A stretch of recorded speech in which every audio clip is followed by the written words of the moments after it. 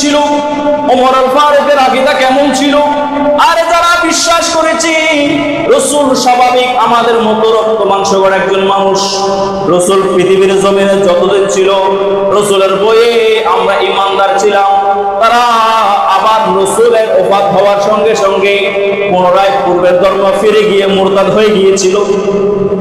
তারা অস্বীকার করা শুরু করেছিল রাসূলের রিসালাতকে, যাকাত অস্বীকার করা শুরু করেছিল, নামাজ অস্বীকার করেছে।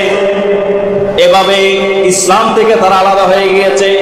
আবু বকর সিদ্দিক যখন খেলাফতের দায়িত্ব নিয়েছে, আবু বকর সিদ্দিক যুদ্ধ ঘোষণা করে দিয়েছেন, যে যুদ্ধকে ইসলামী পরিভাষায় রিদ্দাত যুদ্ধ বলা হয়। যারা বলেন না সুবহানাল্লাহ।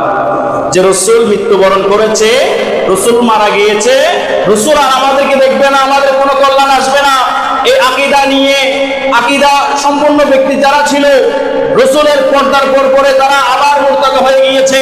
তারা যাকাত দিতে অস্বীকার করেছে, নামাজ অস্বীকার করেছে, ইসলামকে অস্বীকার করে পুনরায় পূর্বের ধর্ম তারা ফিরে গিয়েছিল।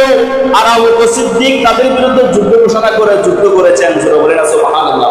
ওই মুরতাদদের অনুসারী এখন আছে না নাই? আমার রাসূল মারা গিয়েছে, মৃত নবীকে তালাক, জিন্দা নবীকে তালাক দিয়ে দেয়, মৃত নবীর উম্মত হয়ে যায়। বরঞ্চ নয়, আমার রাসূলের শরীয়ত কিয়ামত পর্যন্ত জীবিত।